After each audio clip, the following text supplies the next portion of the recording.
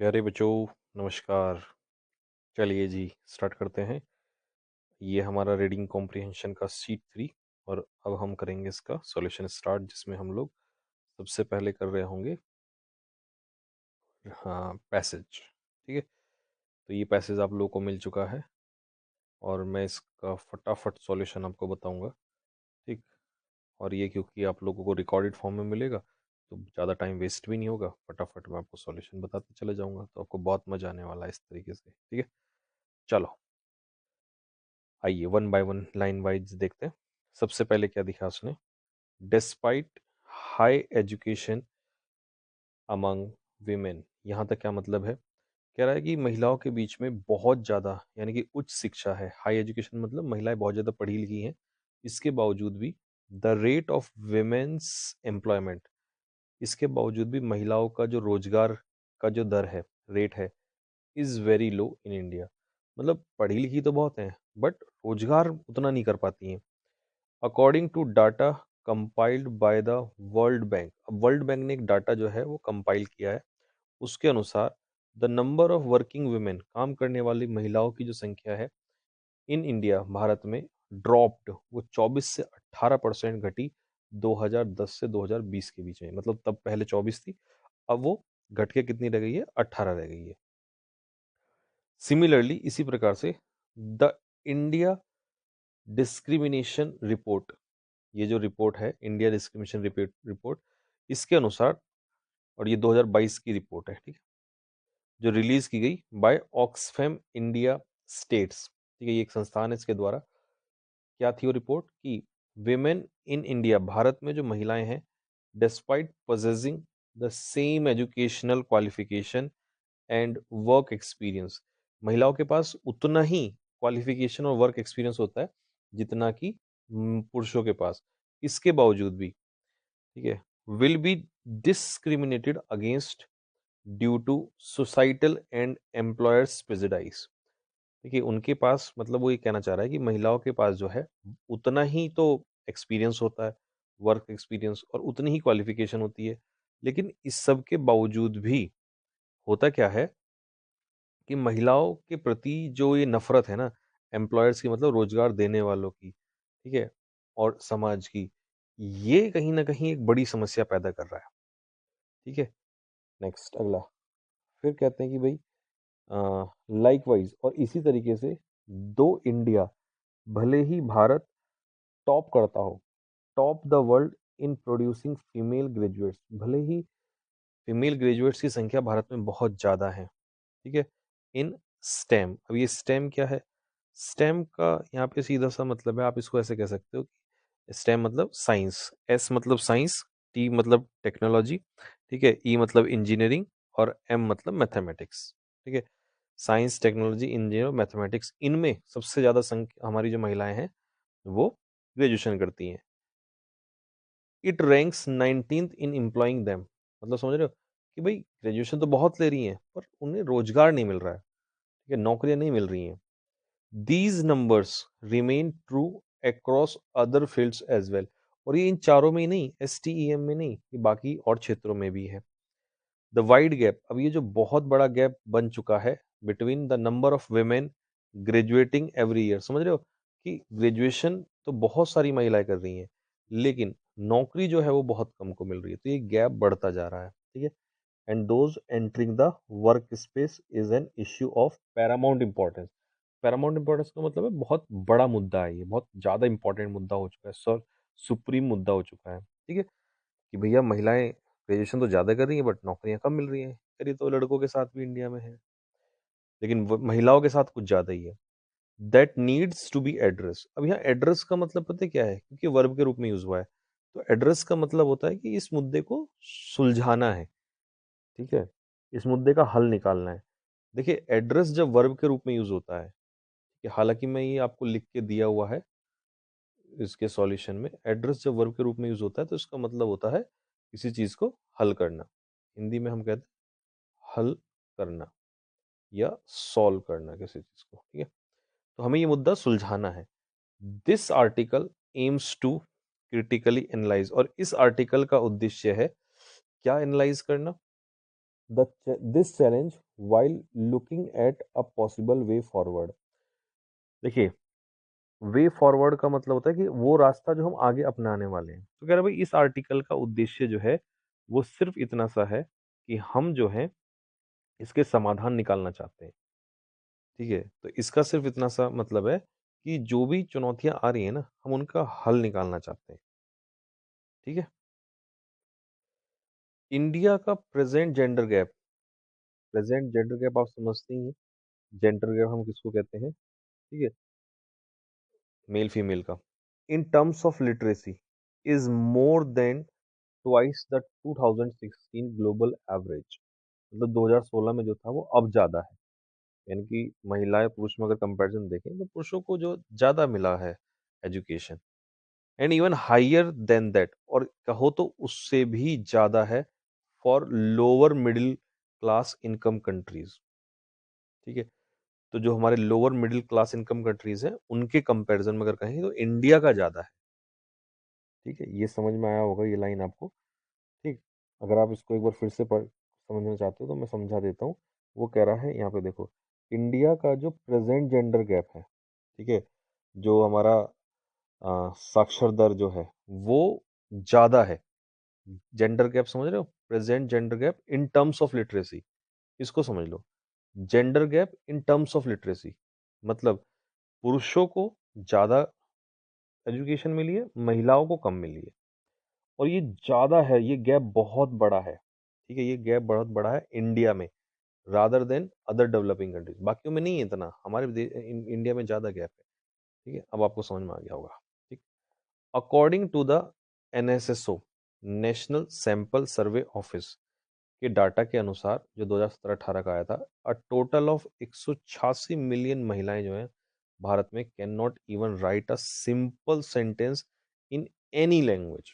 बहुत बुरी कंडीशन है। मतलब 186 मिलियन महिलाएं एक सेंटेंस तक नहीं लिख सकती। ठीक है, this statistic is a call for attention. अब ये जो आंकड़ा आया ना, स्टैटिस्टिक का मतलब है यहाँ पर कि ये जो आंकड़ा आया है ये कॉल फॉर अटेंशन है। कॉल फॉर अटेंशन का मतलब है ध्यान देने वाली बात है ये। शोकेसिंग जो दर्शा रहा है that India is far from achieving the fourth sustainable development goal.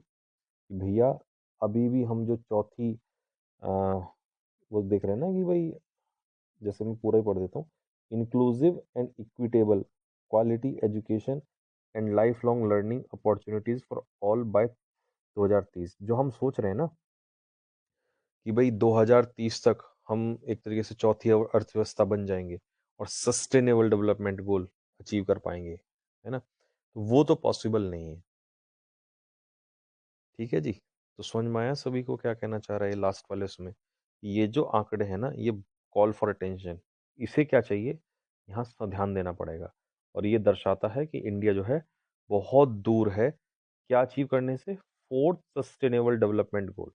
जो हमारा एसडीसी गोल है ना, हमारा लक्ष्य है फोर्थ सस्टेनेबल गोल। ठीक है, वो तो नहीं हम कर पाएंगे। ठीक है, जिस और वो गोल क्या है, उस गोल में है inclusive and equitable quality education, मतलब सभी को समान शिक्षा देना और लाइफ लॉन्ग अपॉर्चुनिटी देना 2030 तक। तो ये तो हम अचीव नहीं कर सकते, बहुत दूर हैं। और हमारे नेता बकवास ज्यादा करते हैं और काम कम करते हैं। ठीक है, अब देखो आपने पूरा पढ़ लिया, टोन कैसी है? क्या इसमें कहीं भी आपको ऐसा लगा है कि ह्यूमरस है? आप कहोगे भैया बिल्कुल नहीं, इस वोकैब का अर्थ तो हमें आता है, ह्यूमरस का मतलब होता है फनी। क्या इसमें पूरे में कोई फनी या अम्यूजिंग बात बोली गई है? आप कहोगे जी बिल्कुल नहीं बोली गई कतई भी। तो मैं कहूँगा इसका मतलब टोन ह्यूमरस नहीं है। टोन से बच्चे डरते ही हैं, मैं आपको एक महीने में सिखा दूंगा ये सारी टोन। डेरिजिव, देखिए एक वर्ड होता है ड्राइड, DERID। ड्राइड का मतलब होता है किसी का मजाक उड़ाना। ठीक है, और ये वर्ब होती है ड्राइड, और ड्राइव से बना है डेरिजिव एडजेक्टिव। ठीक है, बस ये एडजेक्टिव है। तो क्या यहाँ पर किसी का मजाक उड़ाया गया है? क्या यहाँ पर किसी को रिडिक्यूल किया गया है? रिडिक्यूल का मतलब होता है किसी का मजाक उड़ाना, मौकरी।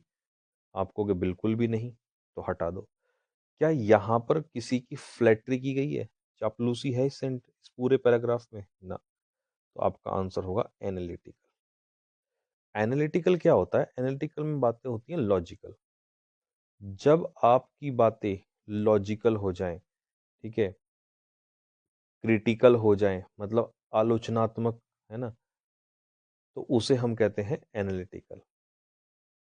ठीक है, तो बस एनालिसिस हुआ इसके अंदर, विश्लेषण हुआ इसमें, तर्क संगत बातें हुई हैं, सारा बताया उसने भाई क्या प्रॉब्लम चल रही है ना, आलोचनाएं भी की हैं हमारे ढांचे की, तो खत्म हो गया। चलिए, मजा आया होगा आपको इस क्वेश्चन में। मैंने कहा था ना, बस तुम 1 महीना टिको, और देखो मैंने ये सब कुछ लिख भी दिया है यहाँ पे ना, बट सिंपल में यहाँ समझा दिया आपको। 1 महीने में धीरे धीरे लेवल बढ़ाता चला जाऊंगा मैं। ठीक है, which statistical information is being referred to in the sentence. तो किस स्टैटिस्टिकल इंफॉर्मेशन की बात की गई है? This statistic is a call call for attention showcasing the. अच्छा, ये सेंटेंस हमने पढ़ा था, तो इसमें किसकी बात की गई है? क्या है वो आंकड़ा जिसकी वो बात कर रहा था? किस चीज की बात कर रहा था वो? Gender gap in education. क्या वो एजुकेशन में जेंडर गैप है, या एक सेकेंड, स्टैटिस्टिक्स, ये है ना, कौन सी स्टैटिस्टिकल इंफॉर्मेशन की बात की गई है? ठीक है, जो ये दर्शाता है कि इंडिया बहुत दूर है अभी भी। जेंडर गैप एजुकेशन में, target set for women's education, जो हमने 2030 तक टारगेट सेट किया है, उसकी बात कर रहा है।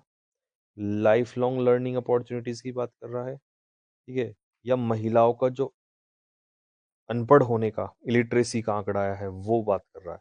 तो आप देख लो, ये रहा ना लास्ट में ही सीधा से यहाँ पे उसने दिया था, है ना, ये according to the NS sample survey data, ये टोटल ऑफ इतनी महिलाएं जो है can not even write a simple sentence. तो इसका मतलब है कि भाई वो पढ़ भी नहीं सकती, मतलब उनकी इलिटरेसी की बात की गई है।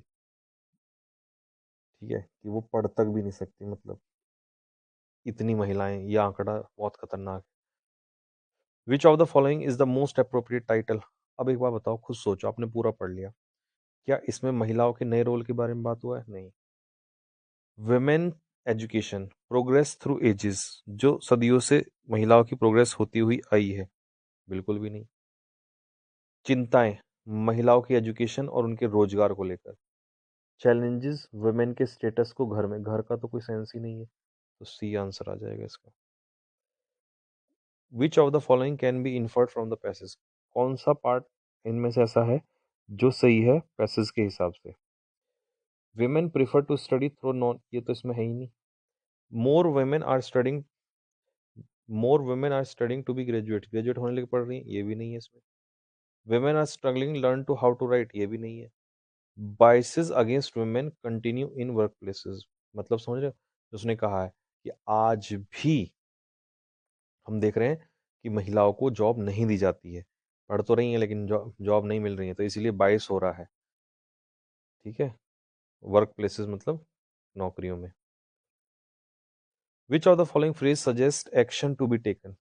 इनमें से कौन सी फ्रेज ऐसी है जिसका मतलब है एक्शन टू बी टेकन?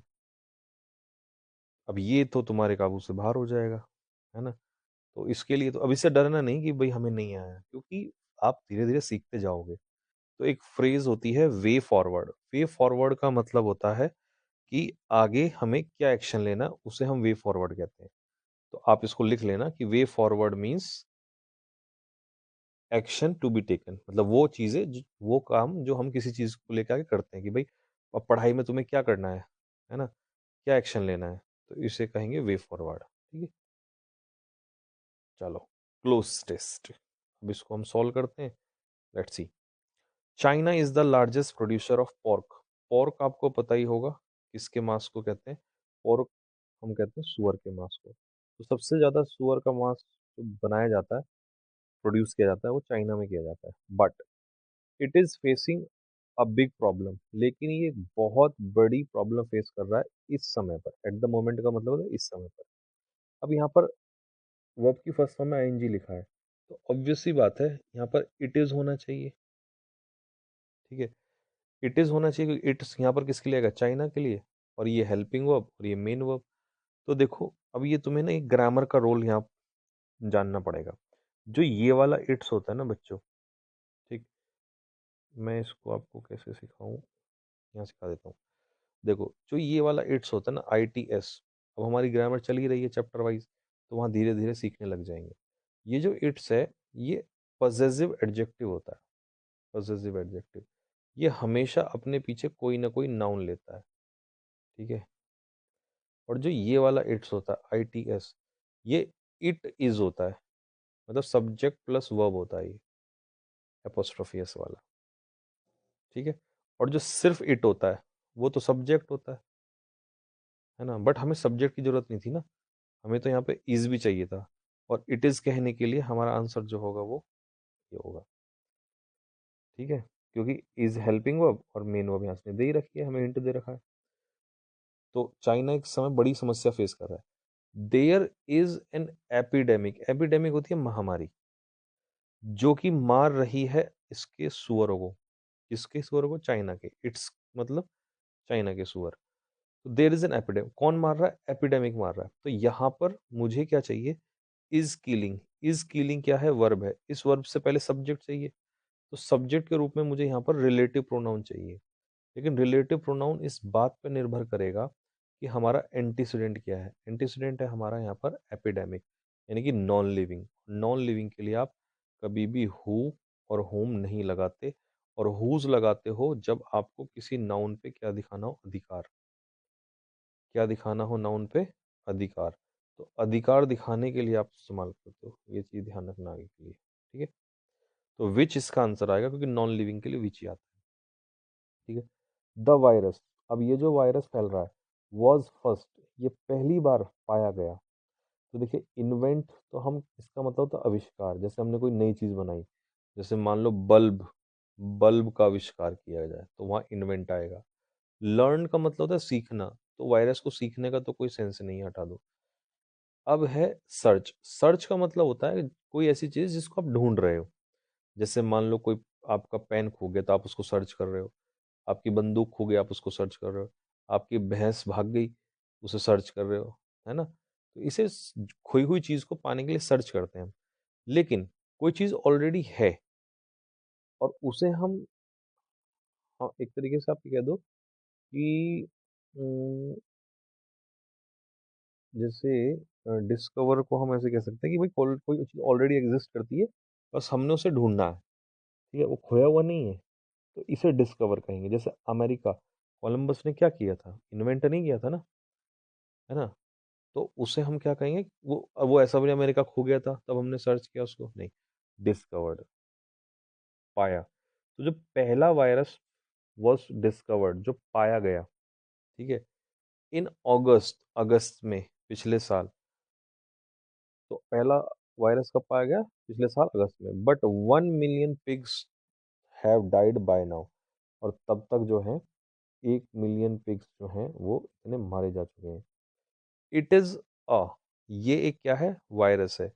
अब इतने सारे मार दिए तो कैसा होगा? ये घातक वायरस होगा, घातक, खतरनाक होगा। तो खतरनाक के लिए वर्ड इसमें डेडली है। डेडली का मतलब होता है घातक, फैटल, मतलब जो नुकसान पहुंचाता है। मैलिग्नेंट होता है हानिकारक, हार्मफुल। अब आप कहोगे भैया मैलिग्नेंट भी हार्मफुल होता है, तो इसमें क्या दिक्कत है? तो देखो, वायरस मैलिग्नेंट नहीं होता। मैलिग्नेंट हमेशा याद रखना, ये बहुत अच्छी अच्छी चीज़ है, हर क्लोज टेस्ट में एक दो बात बताया करूंगा आपको। ये डिजीज के लिए आता है, जैसे कैंसर, ठीक है। अगर मान लो कभी कल को कैंसर उसने कह दिया, तो कैंसर के लिए मैलिग्नेंट वर्ड आएगा इसमें।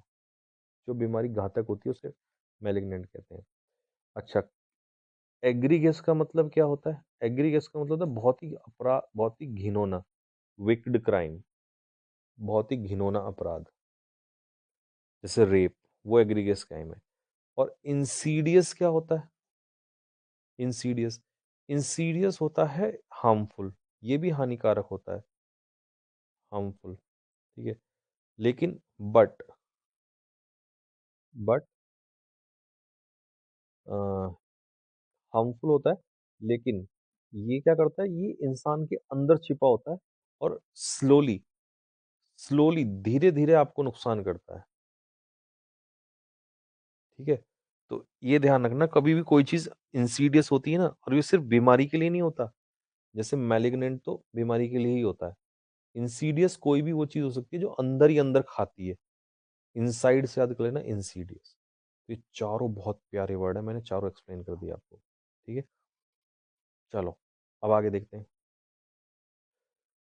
And when a pig catches it, और जब कि कोई पिग जो है, कोई सुअर जो है इस वायरस को पकड़ लेता है, तुरंत मर जाता है ये।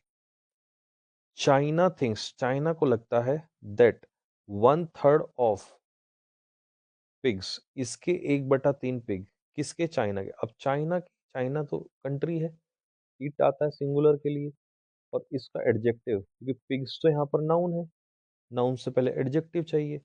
अब एडजेक्टिव मैंने अभी तक थोड़ी आगे ना काम, ऊपर ही तो सिखाया था आपको, कहाँ गया, ये रहा यहाँ पर, कि ये एडजेक्टिव तब आएगा जब यहाँ पे नाउन दिया हो, है ना, और सिंगुलर। आप कहोगे भैया देयर क्यों नहीं आया, तो देखो देयर हमेशा प्लूरल में आता है, आता इसके बाद भी नाउन है, बट इसके बाद हमेशा तब आएगा, मतलब जब आप प्लूरल को रिप्लेस कर रहे होंगे, तो ये नाउन आता है इसके बाद भी। ठीक है, बट प्लूरल को रिप्लेस करोगे तो देयर आएगा, सिंगुलर को रिप्लेस करोगे किसी एक कंट्री को तो इट्स आ जाएगा, आएगा इसके पीछे भी नाउन। और ये तो पता ही है, फीमेल ये मेल। ठीक, तो बस हो गया, बहुत सिंपल तरीके से, बहुत मैं धीरे धीरे एक्सप्लेन कर रहा हूँ ताकि आपका बेस बनता चला जाए। फिर आने वाला एक टाइम होगा जब आप बहुत तेजी से क्या करोगे। अब देखो PQRS में ना कई बच्चों को ये समझ नहीं आता कमबख्त शुरुआत कहाँ से करें। तो मैं हमें, भले ही तुम्हें चाहे एक भी सही ना हो, बट कोई बात नहीं, तुम सीखा करो, देखा करो कि भाई कहाँ गलती हो रही है। क्योंकि सच में अगर इसका कोई शॉर्टकट इन सब चक्करों में पड़ोगे, हो सकता है कोई टीचर आपको PQRS लाए और इतना आसान दे दे कि आप देख, भाई वो तुम्हारा, मैं सच बता रहा हूँ, वो तुम्हारी बर्बादी की तरफ जा रही बात।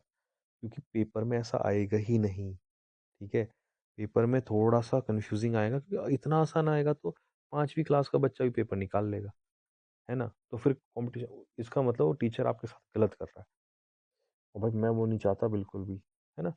तो इसीलिए ये टफ नहीं है, बस शुरू में लगता है हमें कि यार कहाँ से स्टार्ट करें। तो मेन है कि हमने बेसिक्स पकड़ना है इसका, बेस। ठीक, चलो अब देखो कहाँ से शुरुआत करें। सबसे पहले मैं एक सेंटेंस पढ़ता चलता हूँ। मेटल्स और stones can not be considered as real ornaments. Metal और स्टोन जो हैं, धातु वगैरह, ये पत्थर जो होते हैं, ये रियल ऑर्नामेंट्स कंसिडर नहीं किया जा सकते। No women can ever entitle to the possession of wealth unless she has a helping nature. मतलब समझो इसका, वो कह रहा है कि भाई नो women, यानी कि कोई भी महिला जो है, ठीक है, can ever entitle to the possession of wealth unless she has a helping nature. मतलब उसके पास धन संपत्ति नहीं आ सकती, कब तक कि, जब तक कि उसके पास हेल्पिंग नेचर नहीं होगा। ठीक है, सी में क्या है, a women must develop a purifying heart. एक महिला को प्यूरिफाइंग हार्ट मतलब एक अच्छा दिल वो डेवलप करना पड़ेगा। एंड डेवलपमेंट ऑफ सोल, और अपनी सोल मतलब अपनी आत्मा को विकसित करना पड़ेगा। द रियल ऑर्नामेंट, और जो वास्तविक आभूषण है किसी महिला का, is her character and her purity. अब एक बात सोचने वाली, देख लो, सोचने वाली बात यह है कि उसने कहा कि रियल ऑर्नामेंट किसी महिला का ये होता है कैरेक्टर और उसकी प्योरिटी। यहां से टॉपिक स्टार्ट हुआ। ठीक है, तो उसने कहा भाई रियल जो है वो ये चीज है। ठीक है, अब ये रियल अगर ये चीज है, तो फिर वो क्या कहेगा कि जो रियल ऑर्नामेंट है वो महिला का ये है। मेटल और स्टोन ये ऑर्नामेंट नहीं है, इनको नहीं कंसीडर कर सकते। तो इसका मतलब डी के बाद क्या हो जाएगा, ए आ जाएगा हमारा। तो यहीं से ही आंसर हमें मिल गया, ए। ठीक है जी, डी के बाद ए मिल गया। ये डाउन तो नहीं हो जाएगा, चलिए ठीक है जी। लाइट कम हो गई इसमें।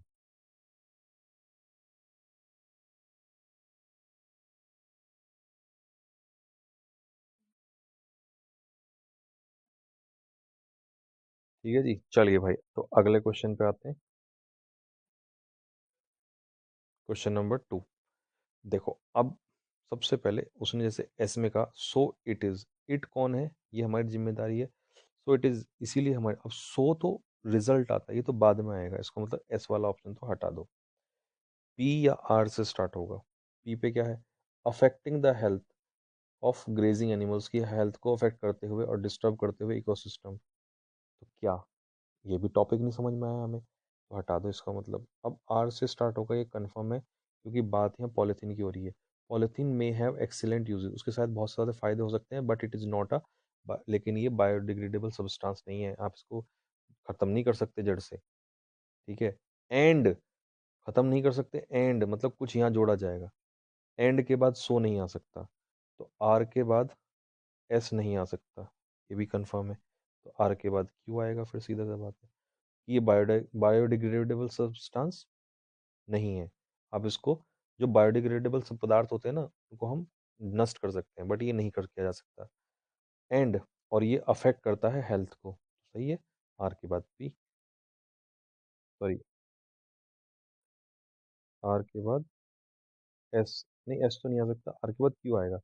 एंड, अच्छा अच्छा ठीक है, and over a period of time, और जैसे जैसे समय बीतता है, it has a hazards effect on the environment, इसका इन्वायरमेंट में बहुत बुरा असर पड़ने लगता है। और वो असर क्या है, वो असर यहाँ बताया उसने, कि ये क्या करता है, ये प्रभावित करता है एनिमल्स, जो है ना, जो ग्रेजिंग एनिमल्स है, चरने वाले एनिमल्स हैं, जो खेतों में चरते हैं, उनको प्रभावित करता है, उनकी हेल्थ को, और पूरे इकोसिस्टम को खराब कर देता है, क्योंकि वो फिर इनको भी खा जाते हैं चरते हुए, ठीक है।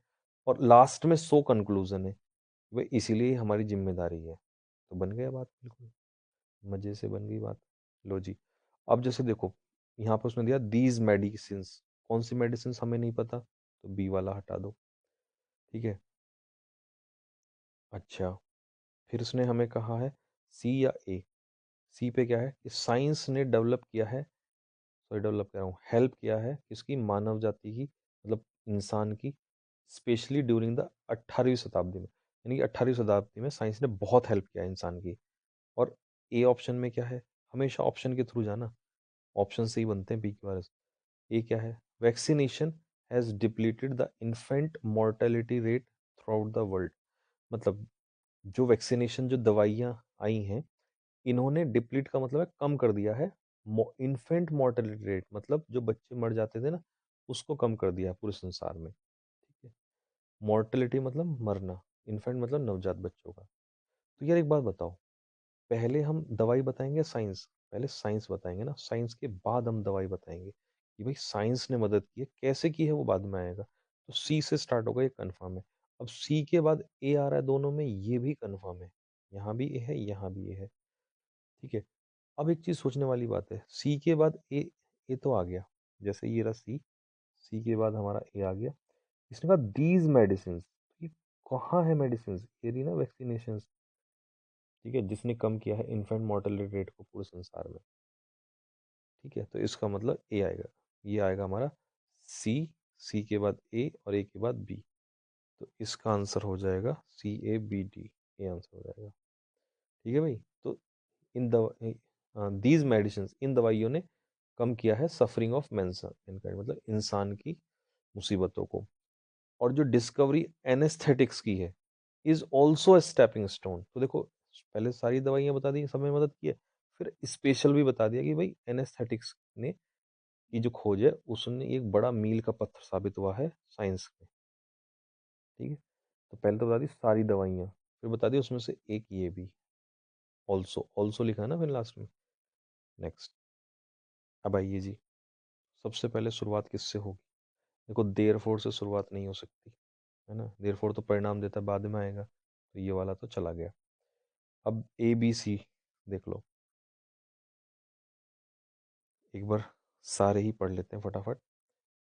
अ पर्सन हु टेक्स इनिशिएटिव, एक व्यक्ति जो इनिशिएटिव लेता है, ठीक है, knocks off every barrier and stands on his feet, वो हर बैरियर तोड़ता है और अपने पैरों पर खड़ा हो जाता है।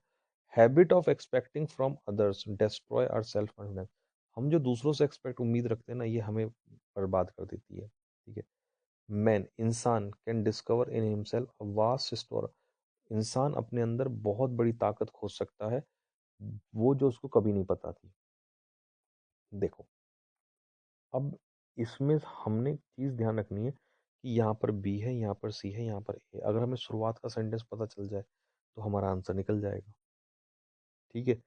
या हमें कोई दो पेयर ऐसे हैं जो बन जाए, तो देखो, एक चीज़ इसमें बड़ी सोचने वाली है, और वो क्या है? एक तो ये है सोचने वाला कि भाई अभी हमने पढ़ा कि इंसान अपने अंदर बहुत सारी जो है ताकत खोज सकता है, ठीक है, जो उसे कभी नहीं पता थी। इसीलिए one should throw away all the crutches to boost his self esteem. क्योंकि यहाँ पर तो उसने कह दिया कि भाई अपने अंदर से ताकत खोज सकता है, उसे कभी नहीं पता थी, और यहाँ पर उसने कह दिया इसीलिए इंसान को, ठीक है, अपने सारे जो क्रचेज हैं उनको दूर कर देना चाहिए, जिससे कि अपने आत्मसम्मान बढ़ सके, तो अपने आप को बांध के ना रखे। ठीक। तो सी के बाद डी आएगा, एक तो ये कंफर्म है। तो सी के बाद डी, इसमें तो नहीं है। तो अब आंसर या तो बी से होगा या सी से स्टार्ट होगा। तो देखो, यहाँ पर उसने कहा था हैबिट ऑफ, दूसरों से एक्सपेक्ट करने की जो आदत है ना, वो हमें डिस्ट्रॉय कर देती है। तो दूसरों, एक्चुअल में टॉपिक है कि दूसरों से एक्सपेक्ट मत रखो, उम्मीद मत रखो। फिर क्या करें, नहीं रखें तो खुद शुरू करो ना। जो आदमी खुद शुरू करता है अपने पैरों पे खड़ा हो जाता है, वो हर बैरियर तोड़ता है। ठीक है। तो a person who takes initiative knocks off every barrier, वो हर बैरियर को नॉक ऑफ कर देता है, खत्म कर देता है। तो टॉपिक है हमारा ये बी। तो बी के बाद ए के बाद सी के बाद डी आंसर हो जाएगा। अब देखो, ये लास्ट है आपका। अब इसको तो तुमने खुद ही कर लिया होगा, पढ़ा होगा पहले, है ना। तो देख लो अब इसमें टॉपिक क्या था। टॉपिक तो ये था भोपाल गैस ट्रेजेडी का। एस से स्टार्ट होगा सीधा सीधा। भोपाल गैस ट्रेजेडी जो थी वर्स्ट इंडस्ट्रियल एक्सीडेंट था दुनिया की इस इतिहास में। टॉपिक क्या है वो हमें मिल गया यहाँ पे। अब एस के बाद क्यू या एस के बाद आर, ये दोनों ऑप्शन तो हटा दिए। तो क्यू में क्या है, Tons of poisonous gases leak हुई फ्रॉम अ पेस्टिसाइड प्लांट से। पेस्टिसाइड प्लांट था वहाँ पे, तो उससे टॉन्स ऑफ पॉइजनस गैस, मतलब बहुत सारी पॉइजनस गैस वहाँ से लीक हुई। ठीक है। तो एस के बाद क्यू, एस के बाद आर। आर में क्या है, this led to several death, इसकी वजह से जो है बहुत सारी मृत्यु हुई और लॉन्ग टर्म इश्यूज आए सर्वाइवर्स के लिए, जो वहाँ रहने लगे उनको बहुत दिक्कत, आज भी दिक्कत है उनको। तो यार एक बात बताओ, सोचने वाली बात यह है कि भाई क्योंकि वहाँ गैस रिलीज हुई, इस वजह से वहाँ पर बहुत सारी डेथ्स हुई। ठीक है, बात समझ में आया। तो एक बात यहाँ पे कंफर्म है कि मेरे भाई क्यू के बाद आर आएगा, क्योंकि जो this led to several death, ये मृत्यु हुई किसकी वजह से, क्योंकि बहुत सारी गैस रिलीज हुई। तो क्यू के बाद आर, अब क्यू के बाद आर इसमें है नहीं, तो इसका आंसर होगा ये रहा, एस क्यू आर पी। तो इस, ये हो गया आपका सॉल्व। ठीक है जी। तो ऐसे ही सॉल्व हो जाया करेंगे आपके शीट। अब देखो जैसे लास्ट वाला ना आपको आसान लगा होगा, लगा ना, खाओ माँ का तीर लगा हुआ, देख आसान ही होते हैं। बट मैं बताऊँ आपको, जैसे लास्ट वाला आसान है, मैं सारे ऐसे भी दे सकता हूँ आपको, बट ये पेपर में नहीं आएंगे। अब ये हो सकता है एक आ जाए, ठीक है, लेकिन सारे नहीं आएंगे। लेवल अब ना पेपर का बढ़ गया है। पहले टीसीएस टाइप में आ जाते थे, बट अब अच्छा आने लगा है। तो इसीलिए अब आपको थोड़ा सा चीज़ें अच्छे लेवल की करनी पड़ेंगी। अब कोई नॉर्मली टीचर क्या करेगा, इस टाइप के सेंटेंस दे देगा आपको, है ना, उनका कोई फ़ायदा नहीं है। तो अभी तो मैं दूंगा 10 दिन, 15 दिन, 20 दिन, 25 दिन, महीना भर, लेकिन इसी में धीरे धीरे लेवल बढ़ाने लग जाऊंगा, चाहे वो पैसेज का हो, चाहे वो क्लोज टेस्ट का हो।